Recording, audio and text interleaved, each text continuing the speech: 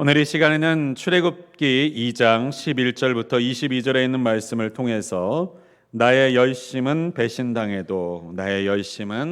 배신당해도 라고 하는 제목으로 우리 하나님의 말씀을 함께 나누도록 하겠습니다. 요즘 날씨가 많이 덥지요? 별로 안 더우십니까? 저는 좀 더운 것 같습니다. 네. 에어컨이 없었으면 어떻게 살았을까 싶은 날씨들을 요즘 보내고 있는데 생각해보면 우리 행복반 권사님들 예전에 에어컨 없는 시대에 어떻게 사셨는지 참 궁금하기도 하고 상상이 잘 되지 않습니다. 지금도 에어컨 없이 선풍기 하나로 여름을 나시는 분들도 많이 계신 것 같고, 또 여러 어려움 가운데 사시는 분들 보면 이 선풍기 하나도 없어서 힘들게 보내시는 분들도 아직 이 나라 가운데 많이 있는 것 같습니다만, 이처럼 더위를 이겨나가는 것도 참 쉽지 않은 일인 것 같습니다. 그런데요, 자연에는 모든 만물들이 그렇듯이 더위와 추위, 이와 같은 계절의 변화들을 이겨나갈수록 그들이 더 단단해지고 그 생존의 생명력이 더 강해진다라고 하는 것을 우리는 알고 있습니다. 그렇습니다. 날씨가 평온할 때는요, 아무 걱정 없이, 장애물 없이 성장하고 자라기도 하지만 그 어려운 환경 가운데서 자란 나무들이, 생물들이 더 생존력을 가지고 생명력을 가지고 살아가는 것을 우리는 알고 있습니다. 그래서 그럴까요? 우리나라 사람들이 이처럼 에너지가 있고 고난과 어려움 가운데서도 돌파해내는 힘이 어디서부터 나올까라고 생각한다면, 어렸을 때부터 이 변화무쌍한 날씨 속에서 생존해 나아가기 때문이 아닌가라고 하는 생각이 들기도 합니다. 그렇습니다. 여름이 가고 겨울이 오고 이와 같은 한 해 이 날들이 계속해서 반복되는 가운데서 사람은 성장해 나아가고 자라 나아갑니다. 작년에도 우리는 자라갔고 올해에도 우리는 성장해 나아갔습니다. 물론 이런 말을 하면은 우리 나이가 많으신 분들은 내가 뭐 잘할 게 얼마나 더 있어서, 내가 성장할 게 얼마나 더 있어서 라고 생각하실 수도 있지만요, 여러분, 사람은 육체만, 몸만 자라는 것이 아닙니다. 사람의 몸은요, 젊은이들은요 25살 정도까지는요 우리 몸에 성장하는 그 성장의 능력이 최고조에 달한다고 합니다. 그럼 25살이 지나게 되면 어떻게 될까요? 성장하지 않는 것이 아닙니다. 더디게 성장하기 시작하는 것입니다.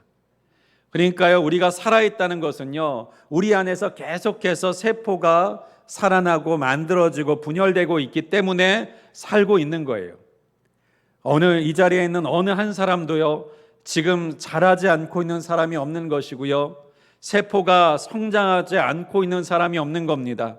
내가 자라지 않고 있다, 성장하지 않고 있다라고 하시는 분이 있다면 그분은 이미 돌아가신 분인 겁니다. 아니, 돌아가신 분도요, 돌아가신 지 며칠 동안은요 그 몸에서 계속해서 세포가 자라난대요. 머리카락이 자라나고요, 손톱이 자라난다는 것입니다. 숨이 끊어져도 자라나려고 하는 것이 우리의 몸, 우리의 존재의 본능, 본성이다라고 하는 것이죠. 우리는 몸만이 아니라 우리의 정신도 자라나고요, 사회적인 우리의 위치도 자라나고, 때로는 경험을 통해서, 때로는 깨달음을 통해서 우리는 지금도 항상 자라가고 있습니다. 신앙적인 것도 마찬가지예요. 우리는 신앙적으로도 끊임없이 자라가고 있습니다. 매일매일의 경험을 통해서 우리는 자라가고 있는 거예요. 매일의 기도를 통해서, 매일 듣는 말씀을 통해서, 매일 경험하는 하나님과의 동행을 통해서 우리는 지금도 성장하고 있더라라고 하는 것입니다. 그런데요, 우리의 인생에 이 신앙의 성장을 특별히 연구한 그 로버트 클린턴이라고 하는 분이 있는데요, 그분이 쓴 책이 인생 주기에 따른 리더십 개발이라고 하는 책을 쓰신 분이에요. 무슨 책이냐고요? 인생 주기에 따른, 그러니까요 인생의 흐름에 따른 리더십의 개발이라고 하는 책입니다. 리더십이라고 하니까 좀 거창한 느낌이 듭니다만, 결국 우리 자신을 하나님께서 어떻게 훈련시켜 나아가시고 길러 나아가시는가에 대한 것을요 5가지 단계로 정리해 놓았어요. 그중 첫 번째 단계는요, 주권적인 토대 단계입니다. 이 단계는요, 내가 선택할 수 있는 단계가 아니에요. 하나님께서 전적으로 주시는 단계입니다. 내가 태어난 환경, 부모, 시대, 민족, 언어, 기질, 이와 같은 것들을 하나님께서 우리에게 주신 것이 바로 인생 주기의 첫 번째 단계라는 거예요. 그럼 두 번째 단계는 무엇이냐면요, 바로 내적 성장의 단계입니다. 내인 성장의 단계라고도 부르는데요, 자라나면서 교육과 훈련을 통해서 우리가 개발되고 준비되는 기간입니다.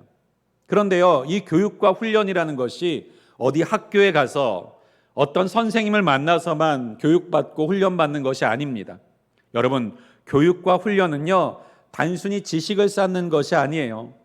우리가 경험하는 경험, 또한 우리에게 주어지는 외부의 환경에 대해서 우리가 어떻게 반응하느냐가 바로 훈련이고 바로 교육이라고 여기서는 정의하고 있습니다. 그러니까요, 그냥 스펀지에 물 차듯이 그냥 빨아들이기만 하는 것이 훈련과 교육이 아니라는 것이고요, 우리가 그것을 어떻게 받아들이느냐, 어떻게 이해하느냐, 어떻게 우리가 반응하느냐에 따라서 그것이 우리에게 교육이 되고 훈련이 된다라고 하는 거예요. 어린 시절에 아기들이 보면요, 우리 눈에 보기에 잘못된 행동을 할 때 우리는 어떻게 합니까? 혼을 내죠. 그것을 우리는 훈육, 교육이라고 부릅니다. 그러면 그것을 혼낼 때 아이가 어떻게 받아들여요? 아, 이것을 하면 안 되겠구나. 그래서 그것이 그 아이에게 훈련이 되는 것입니다. 그런데 그 아이가 그렇게 혼을 내고 훈육하는 부모를 향해서 다르게 반응할 수도 있지 않겠습니까? 우리 엄마가 나를 미워하는구나, 나는 버린 자식이구나 라고 하는 것으로 반응하면 어떻게 될까요? 잘못된 교육, 삐뚤어진 마음으로 자라나게 되는 것이죠. 그렇습니다. 아무리 좋은 교육과 훈련이라 할지라도요, 어떻게 반응하느냐에 따라서 그것이 좋은 교육이 되고 좋은 훈련이 되기도 하는 거예요. 때로는요, 어떤 어려운 환경 가운데 자라는 사람들이 그 환경 때문에 나쁜 인격을 갖게 되었다, 나쁜 마음을 갖게 되었다라고 말하는 사람들도 있지만요, 여러분, 어려운 환경에서 자랐다고 다 나쁜 사람, 다 범죄자 되는 것 아닙니다. 자신에게 주어진 환경을 어떻게 받아들이느냐, 어떻게 이해하느냐에 따라서 그 환경이 자신을 단련시키고 훈련시키는 교육과 훈련의 환경이 되기도 하고, 자신의 인생과 삶을 망가뜨리고 비틀어뜨리는 인생의 걸림돌이 될 수도 있는 것이죠. 그래서 인생의 두 번째 단계는요, 외부에서 주어진 환경을 우리가 어떻게 받아들이는가에 대한 훈련하는 것을 두 번째 단계라고 표현합니다. 그럼 세 번째 단계는 뭘까요? 봉사하고 일을 하는 단계입니다. 교회 안에서도 우리가 신앙생활을 하다 보면요, 신앙이 어느 정도 자라고 교회 생활이 어느 정도 익숙해지다 보면요, 이제 교회 안에서 목사님이나 때로는 사역자들이나 옆에 장로님들이나 권사님들이나 집사님을 통해서 우리 같이 이런 봉사 같이 해요, 이 같이 일 같이 합시다 라고 하는 이런 권면들을 들으시게 될 때가 있습니다. 그럼요, 세 번째 단계는 뭐예요? 일하면서 배우는 단계라는 거예요. 일하면서 배우는 단계. 그러니까요, 전적으로 반응하는 것만이 아니라 이제 적극적으로 일을 찾아서 그 일을 함으로 인해서 우리가 성장하는 단계라는 것이죠. 그런데 세 번째 단계에 중요한 핵심 포인트가 있습니다. 바로 이 세 번째 사역 성장의 단계라고 하는 것은요, 일하는 것이 목적이 아니라는 거예요. 이 일을 통해서 우리의 인격이 성장하고 성숙되어져 가는 것이 목적이다라고 하는 거예요. 여러분, 교회 봉사도 마찬가지입니다. 우리는 흔히 교회에서 봉사하는 것이 그저 교회에 일할 사람이 없으니까 나라도 일해야지, 그 일과 열매와 그 일의 결과물들을 만들어내는 것이 그 사역 성장, 그 봉사의 핵심이라고 생각할 때가 있습니다. 때로는 그래서요, 어떤 시험이 드신 분들은요, 목사님들이 봉사하셔야 됩니다, 헌신하셔야 됩니다 라고 권면하면요, 왜 목사님은 나 편히 살고 있는 나에게 왜 일을 부려먹으려고 하나, 일을 시켜먹으려고 하나 라고 하는, 어떻게 보면은 부정적인 마음, 오해된 마음을 가지고 계실 때가 있어요. 그런데 교회 안에서의 봉사와 섬김은 우리의 인격과 신앙을 성장하기 위한 도구와 통로가 되어야 된다는 사실을 여러분 꼭 기억하시기를 바랍니다. 그러니까 여러분이 교회 안에서 하는 봉사는요, 내 만족을 위해서만 하시면 안 되는 거예요. 어떤 일의 결과만을 위해서 마치 성경에 예수님의 말씀을 조차 듣지 않고 예수님을 대접하는 일에 몰두했던 마르다처럼요, 일만 하면 되시는 것이 아니라 그 일을 통해서 자라나셔야 된다라는 것이고요, 그 마음의 인격이 성숙되셔야 된다라고 하는 것이고, 그것을 위해서 봉사하고 그것을 위해서 섬기셔야 된다라고 하는 것입니다. 때로는요, 구역장이나 교회 리더들을 세울 때에도요, 이 일을 좀 맡아주세요, 이 일을 좀 섬겨주세요 라고 부탁하면요, 어떤 분들은 그렇게 대답합니다.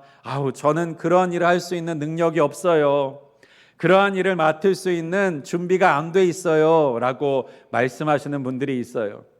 그런데 대부분 그렇게 대답하시는 분들은 겸손한 마음으로 대답하시는 건데요, 그런데 그 말을 권면하는 목사의 말과 목사의 의도는 잘 캐치하지 못하시는 분들이신 것 같아요.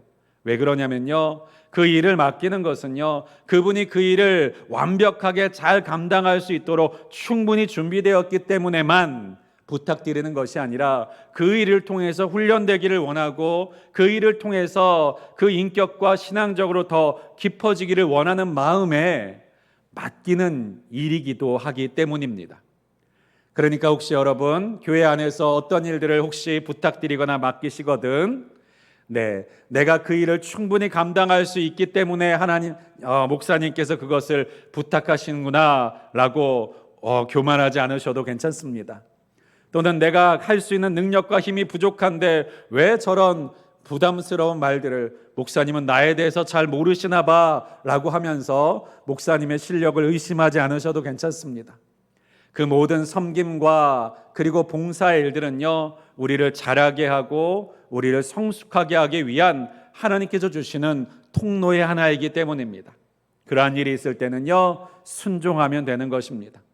하나님께서 우리에게 무언가를 맡기실 때 우리에게 필요한 것은요, 내가 그것을 할 수 있을까 없을까 내 자신을 계산하고 평가하고 그리고 내 자신을 돌아보는 것이 필요한 것이 아니라 바로 순종이 필요하다는 사실을 여러분 꼭 기억하시기를 바랍니다. 그 다음이 바로 네 번째입니다. 바로 그러한 봉사와 섬김을 통해서 성숙함과 인격의 성장을 이루게 되면요, 네 번째는요, 생의 성숙을 이루게 된다라고 하는 거예요. 인생의 성숙을 이루게 된다. 그렇습니다, 여러분. 바로 이 세 번째 단계를 통해서 다른 사람들을 섬기고 다른 사람들을 세워 나아가는 그 단계를 통해서 내 자신이 성숙한 인격으로 세워져 나아가게 되면요, 그 다음부터 진정한 의미의 사역의 열매들이 맺어지기 시작한다라고 하는 거예요. 그 사역의 열매는요, 나를 교만하게 하지 않습니다. 그 사역의 열매는요, 내 자신의 이름을 높이는 것이 되지 않습니다. 그냥 내가 하나님 앞에 살아가는 그것이 바로 그 사역의 열매, 그리고 하나님께 올려드리는 영광이 되는 단계가 바로 네 번째 단계입니다. 마지막 다섯 번째 단계는요, 수렴의 단계라고 표현하고 있어요. 이 다섯 번째 단계는요, 도달하는 사람이 거의 없다라고 여기서 말하고 있는데요, 어떤 단계냐? 내가 가지고 있는 은사와 경험과 기질과 가지고 있는 모든 것들이 하나로 통합되어서 하나님께 최고의 것을 올려드리는 단계. 그러니까요, 내가 마음에 원하는 대로 하나님을 위해서 살아가는 그 모든 것들, 내가 존재하는 그 공동체, 내가 머무는 그 장소, 그 모든 것들 속에서 하나님께 영광 올려드리고 하나님의 아름다운 열매를 맺게 하는 존재가 되는 거예요. 그러한 사람을 수렴의 단계에 있는 사람이라고 구분합니다. 여러분은 혹시 어떤 단계에 머무르고 계시는가요? 혹시 아직도 1단계에 그저 내게 하나님께서 주신 그것을 쓰기만 하고 사용하기만 하고 그냥 주신 그대로만 살아가는 내 모습 이대로 받으옵소서라고만 고백하면서 그렇게 살아가고 있는 1단계에 머물고 계십니까? 아니면 내게 주어진 환경과 상황들을 하나님의 말씀과 믿음 안에서 해석해 나아가면서 훈련되어져 나아가면서 내 본성과 내 생각대로 살아가지 않고 하나님의 뜻대로 살아가기 위해서 날마다 나를 쳐서 복종시켜 나아가는 그런 훈련의 단계 속에서 살아가고 계십니까? 아니면 더 나아가서 내 자신과 씨름하고 내 자신과 싸우기만 하는 것이 아니라 다른 사람들을 섬기며 다른 사람들을 세워 나아가면서 내 자신만이 아니라 다른 사람과의 관계를 통해서 새로운 훈련의 장을, 새로운 성숙의 장을 만들어가고 계시는 분들이십니까? 사랑하는 여러분, 여러분의 모든 신앙의 단계들이 오늘 말씀드린 5번째 단계까지 날마다 도달해 나아가고 성장해 나아가는 저와 여러분이 되실 수 있기를 주님의 이름으로 축복합니다. 이것은 젊을 때만 성장하는 것이 아니에요. 우리의 인생 속에서 계속해서 성장해야 될 목표인 줄을 믿습니다. 우리 주님의 나라에 갈 때까지 우리가 날마다 인격적으로 신앙적으로 성숙해야 될 목표, 우리 귀한 성도님들께서 그 표대와 목적을 향해서 날마다 자라나실 수 있기를 주님의 이름으로 간절히 축원드립니다. 특별히 오늘 본문의 모세라고 하는 인물은요, 바로 그의 인생과 삶 속에서 하나님의 이 성장케 하시는 인생의 주기 속에서 자라가게 하시는 그 훈련의 과정을 경험했던 사람이었어요. 특별히 오늘 11절에 있는 말씀에 보면요, 모세가 장성한 후에 라고 하는 말씀으로 시작합니다. 여러분, 지난 수요일의 말씀을 통해서 우리는 하나님께서 이 모세를 갈대상자에 담겨진 그 자리에서 바로의 딸, 바로의 공주에게 구원받게 하셔서 바로 애굽의 왕자, 애굽의 그 왕궁에서 거하게 하셨다는 이야기를 우리가 들었습니다. 이제 그 왕궁의 바로의 딸의 양자가 되었던 이 모세는요, 어린 시절 어떻게 자라났을까? 먼저 첫 번째는요, 바로 자신의 친어머니로부터 젖을 뗄 때까지 신앙의 교육을 받았다라고 하는 것입니다. 바로의 양자가 되었지만요, 바로의 딸의 양자가 되었지만 하나님은요, 그 바로의 딸, 그 바로의 왕궁에서 어린 시절을 계속해서 보내게만 하신 것이 아니라 바로 자신의 어머니와 연결되어져서 그 젖을 뗄 때까지 길러지고 자라날 수 있는 시간을 허락받을 수 있었어요. 그러면 젖을 뗄 때까지 그 시간이 얼마나 되느냐?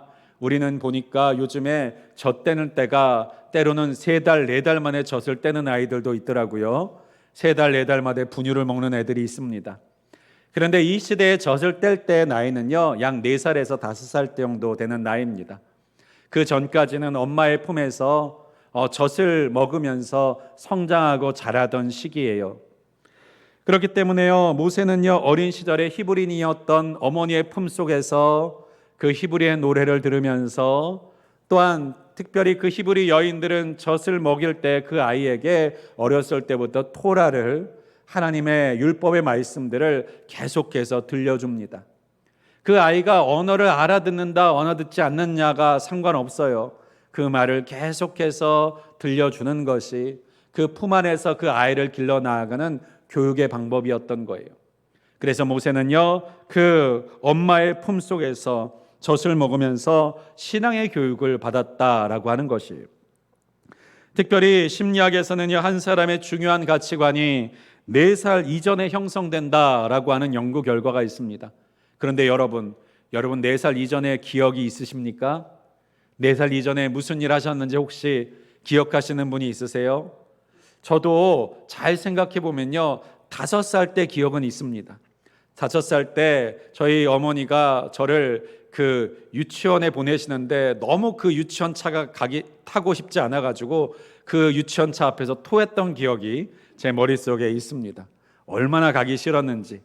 그런데 그 기억 하나밖에 5살 때 남는 기억이 없어요. 사진 외에는요, 내 머릿속에 있는 기억이 없습니다. 그 전에 5살 이전은 아예 기억이 없어요. 그런데 여러분의 기억 속에 담겨져 있지 않지만 바로 그 어렸을 때의 경험이, 어렸을 때 들었던 말들이 바로 그 사람 인생의 전체의 가치관을, 선택을 결정해 나아가는 잠재의식이 된다라고 하는 것입니다. 무의식이 된다라고 하는 거예요. 사랑하는 여러분, 그렇기 때문에요, 우리가 생각하지는 못하는 그 기억을 가지고 평생을 살아가고 있다고 해도 과언이 아닌 거예요. 우리는요, 우리의 생각과 우리의 판단으로 모든 것을 결정하면서 살아가고 있다고 생각하지만 3살 버릇 80까지 간다는 말처럼요, 우리가 어렸을 때 우리의 의식과 우리의 생각과 상관없이 받아들였던 생각, 받아들였던 마음, 받아들였던 가치관을 가지고 지금 살아가고 있다라고 하는 것을 우리는 기억해야만 합니다. 그렇기 때문에 잘못된 가치관, 잘못된 생각들을 우리 마음 가운데 담고 있다면요, 우리는 그것을 의식하고 찾아서 적극적으로 바꾸어 나아가는 노력이 필요한 것이라는 거예요. 특별히 모세 가운데서도 그러한 잠재적인 생각과 마음들이 담겨져 있었습니다. 그리고 이제 모세가 자라가기 시작하면서 왕궁에서 애굽의 학문들을 배워갑니다. 당시에 이집트는요, 지중해 시대, 그 문명 시대에서 최고의 학문을 가지고 있었던 문명 중에 하나였습니다. 그렇기 때문에요, 게다가 지식이 능력이고 지식이 권력이었던 시대에 왕궁에서 왕의 지식을 배웠다면 모세는 얼마나 놀라운 지식과 능력들을 갖추어 나아갔겠습니까? 그러한 지식을 쌓아가면서 그 지식에 반응하면서 애굽의 수많은 신화들과 그리고 왕들의 이야기를 들어가면서 그 모세는 자라났을 거예요. 그러는 가운데 모세가 이제 40살이 됩니다. 그때가 바로 오늘 11절에 있는 말씀, 모세가 장성한 후에 바로 이 시기가 바로 그 모세의 시기였다라고 하는 거예요. 여러분, 장성하게 되었을 때 40살이 되었을 때가 우리가 장성했다라고 표현하지는 않지 않습니까? 그렇지 않은가요? 우리가 누군가가 장성했다라고 하는 표현을요, 40살 먹은 애아빠한테 이제는 좀 장성한 것 같다, 이제는 좀 자란 것 같다라고 말하지는 않을 거예요. 그런데 오늘 모세는 40살이 된 때에야 비로소 우리 성경은요, 모세가 장성한 후에라고 표현하고 있습니다. 어떠한 일이 있었기에 장성하였다 표현하고 있는 것일까요? 그것은요, 지금까지 모세는요, 자기의 생각과 자기를 위해서만 살아왔어요. 왕궁에 있는 풍요로움을 누리면서 자신에게 주어져 있는 평탄하고 모든 것이 갖추어져 있는 환경 속에서 그것을 누리면서 사는 인생을 살았다는 것입니다. 그런 가운데서 어떤 마음이 모세 가운데 찾아왔느냐?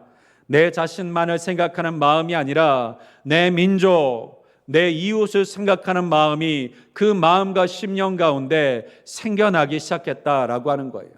다시 말하면 정체성이 정립되어지기 시작했다라는 것입니다. 내가 어디에 속한 사람인지, 내가 어디에 머물러야 될 사람인지에 대한 기준이 세워지기 시작했다라고 하는 거예요.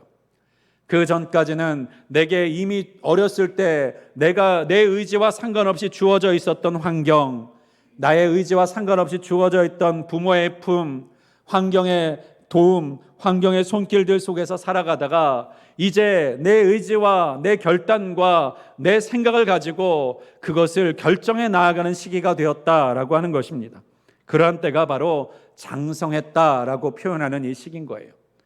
사랑하는 여러분, 우리의 인생이 누군가에게 계속해서 끌려가는 인생, 이끌려만 가는 인생과 같이 살아가고 있다면요, 그 사람은 아직 장성한 것이 아닙니다. 그 사람은 아직 어른이 아니에요.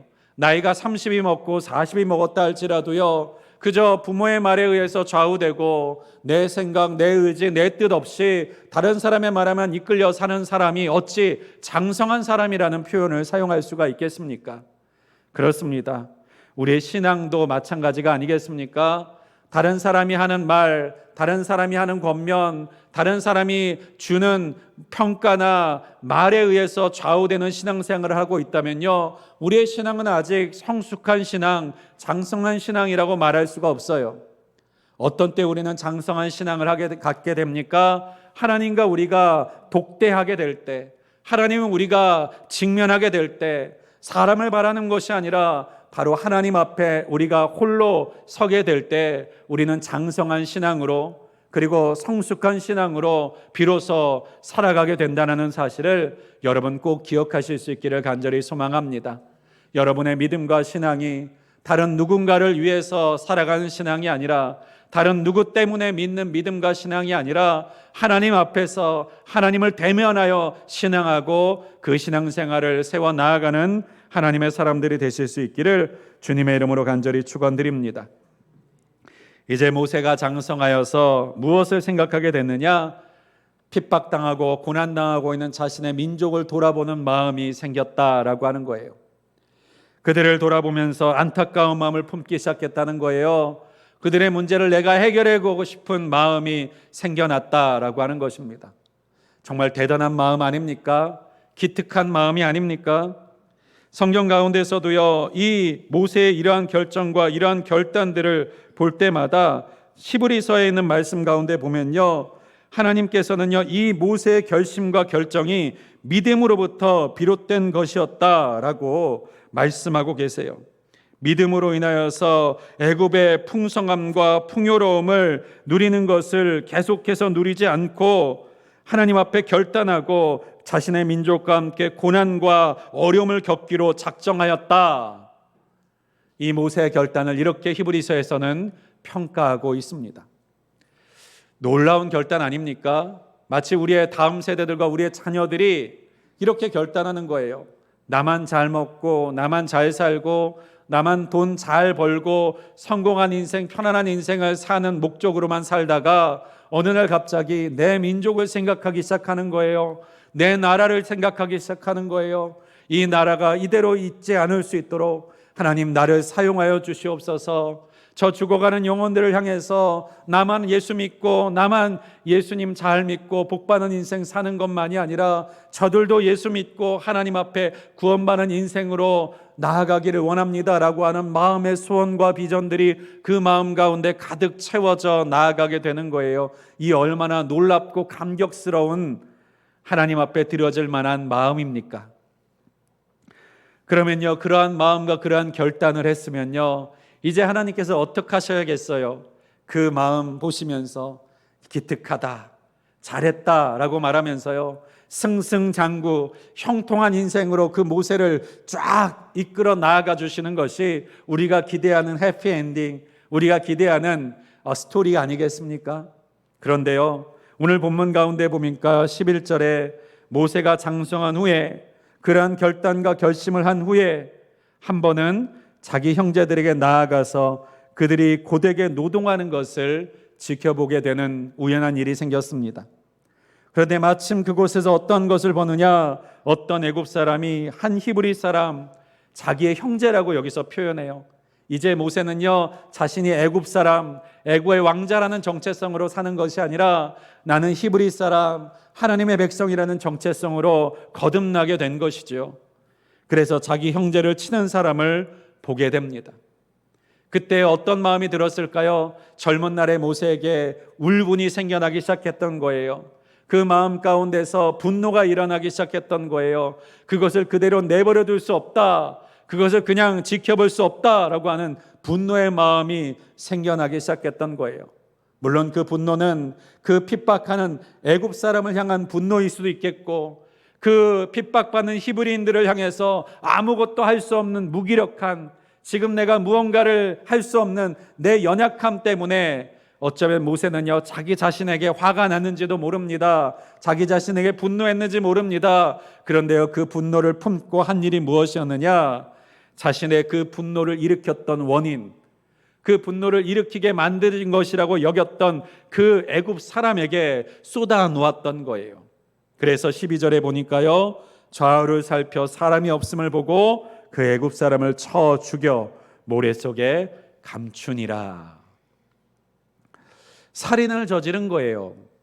그런데 여러분, 이 살인을 우리의 평범한 사람 입장에서는요, 모세가 첫 살인을 저질렀구나라고 생각할 수 있습니다. 그런데요, 저는요, 성경을 보면서, 당시의 시대적 환경을 보면서 모세가 과연 처음 죽인 사람이었을까라고 하는 의문을 갖고 있습니다. 왜냐하면 당시에 애굽의 왕가의 왕족들은요, 전쟁터 가운데 같이 참여하기도 하고 전쟁 기술을 갈고 닦아 왔습니다. 왜냐하면요, 전쟁이 나면 지휘관이 돼야 됐거든요.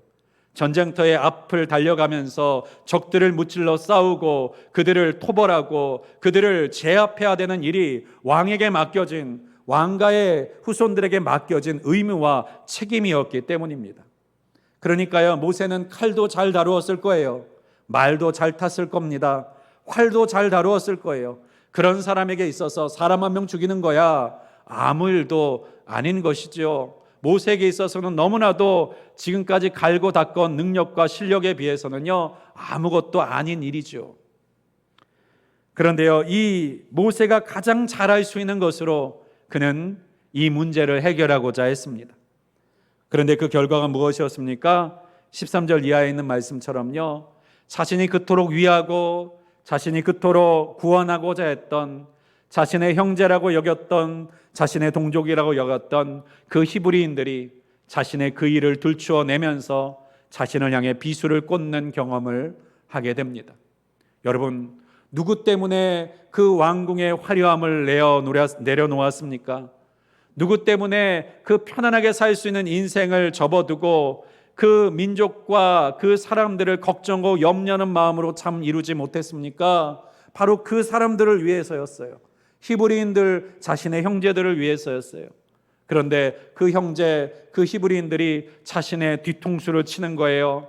자신에게 비수를 꽂는 겁니다. 나는 그들을 위해서 모든 것을 다 버렸는데, 모든 것을 다 희생했는데 그들은 나를 오히려 공격하고 나를 곤란하게 만들고 나를 내 자리에 머무르지 못하도록, 도망자가 되도록, 나그네가 되도록, 나를 그 땅 가운데 내어 쫓기도록 만드는 통로와 도구의 역할을 했다라고 하는 것이죠.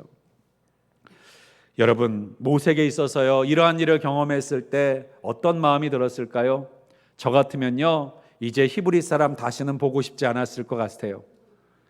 내 민족인 줄 알고 내 형제인 줄 알고서 나는 내 모든 걸 다 버릴 각오를 하고 있었는데, 그 사람들은 오히려 내가 그들에 대해서 조금 관여했다고, 그리고 그것에 대해서 네가 잘못한 거 아니냐고 한번 따졌다고 나의 비수를 꽂는 이 일을 경험했을 때 인간에 대한 불신이 생기지 않았을까요?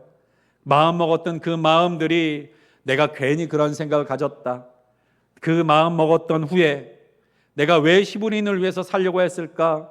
왜 저 이스라엘 사람들을 위해서 살려고 했을까? 내가 왜 저 하나님의 백성들 그냥 내버려두면 됐지, 내가 왜 괜히 쓸데없는 간섭과 고민과 걱정을 해서 내 있는 자리까지도 다 빼앗기게 됐을까? 얼마나 후회하지 않을까 싶습니다. 그렇습니다.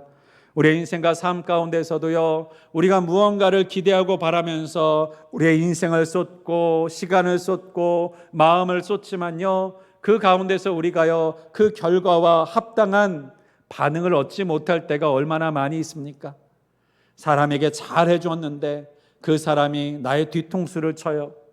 내 자녀들에게 내 모든 것을 다 주었는데 그 자녀들은 나에게 감사한 줄 모르고 고마운 줄을 모르고 오히려 나를 향해서 비난하고 욕하고 나를 향해서 부정적인 말들을 쏟아놓을 때 얼마나 우리의 마음이 무너지고 우리의 심정이 부스러지는 것과 같겠습니까?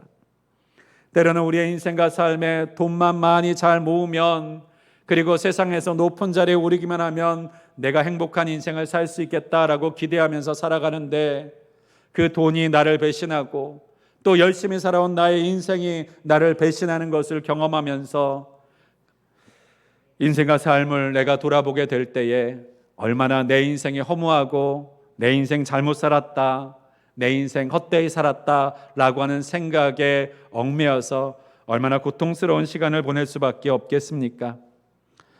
그런데요, 그 모든 과정과 그 모든 시간도 하나님께서 모세를 만들어 나가시는 과정이었음을 믿으실 수 있기를 간절히 소망합니다.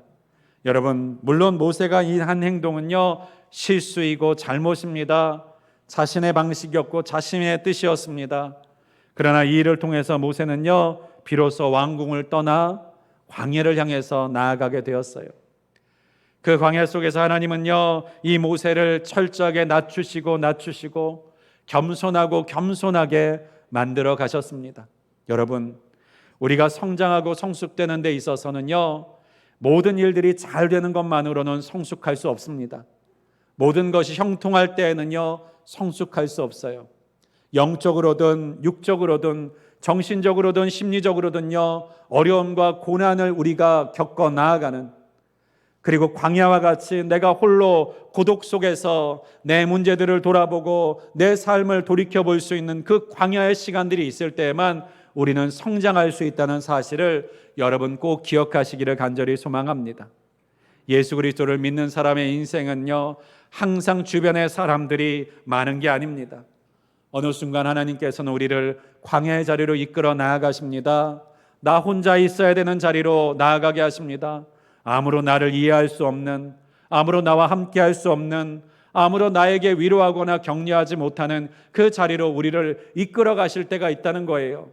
그런데 우리는 그 자리들을요, 하나님께서 나를 벌 주시는 것이다, 나에게 진노하시는 것이다, 나에게 징계하시는 것이다 라고 생각하면서 살 때가 있지만, 그 자리는요, 실제로 하나님께서 어떻게 하시고자 하시는 자리입니까? 우리를 성숙하게 만드시고자 하는 자리라고 하는 것입니다. 사랑하는 여러분, 여러분의 인생 가운데 혹시 하나님께서 광야로 우리를 이끌어 나아가시는 때가 있으십니까? 때로는 우리의 몸이 아파서, 때로는 내 주위의 사람들이 나를 힘들게 해서, 인생과 삶의 수많은 고난들과 이해받지 못함과 배신을 통해서 내가 기대하던 목적과 꿈을 잃어버리고 그 계획들이 무너짐을 통해서 우리는 인생의 광야를 경험하게 될 때가 있습니다.